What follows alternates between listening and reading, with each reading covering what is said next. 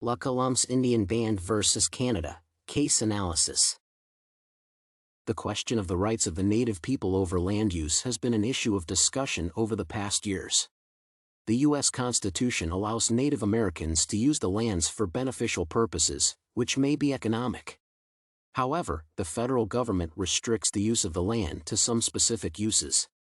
Disputes have arisen in the past between the federal government and Native Americans on the use of native land.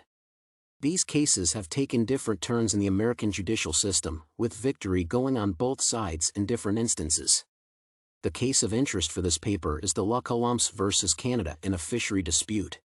This paper seeks to analyze the case and discuss whether the decision was just. The case is an appeal to the Supreme Court of Canada by the Indian Band, who sought their rights as native landowners to be preserved by being allowed to trade in specific fish species.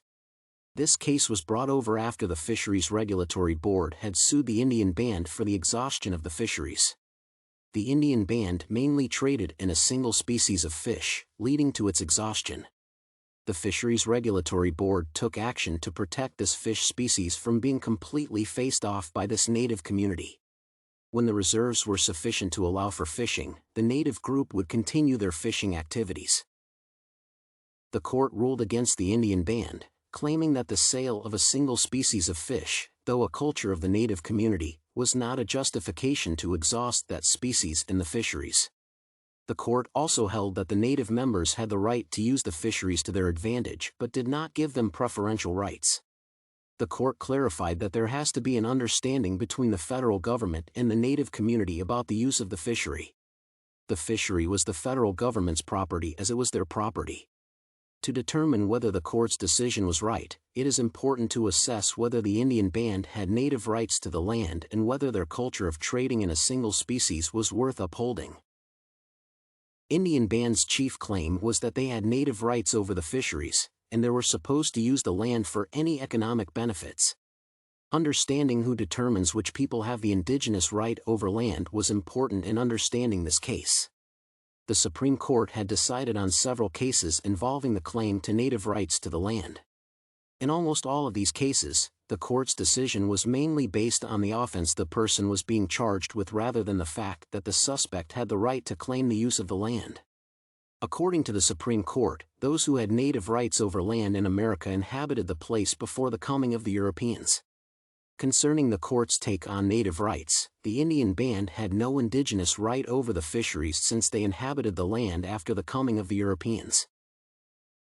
However, another confusing aspect is whether the native right to the land can change over time or be transferred to another community that lived on the land just after America gained independence. The coming of the Europeans caused the displacement of several communities in America. After they left, there was a redistribution of communities in America. This led to different communities gaining native rights over the land they did not initially own. According to this concept of native rights to land after the Europeans, the Indian Band had native rights. On the other hand, another perspective of observing the case was the action the convict was charged with. The offender was charged with illegal trade of a specific fish species after the Fisheries Board had restricted fishing on that species of fish.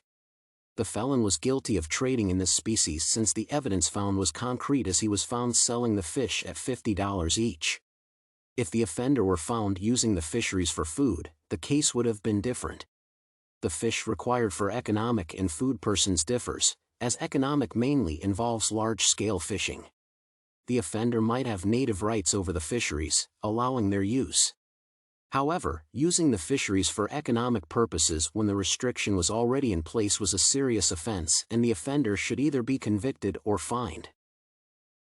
In conclusion, according to the view of native landowners living in the place after the Europeans left, the Indian Band had native rights over the land. However, in the aspects of native landowners living on the land before the coming of the Europeans, the Indian Band had no native right to the land. Considering the offense at hand, the Indian Band was guilty of having used the fisheries when the Fisheries Regulating Board had restricted land use.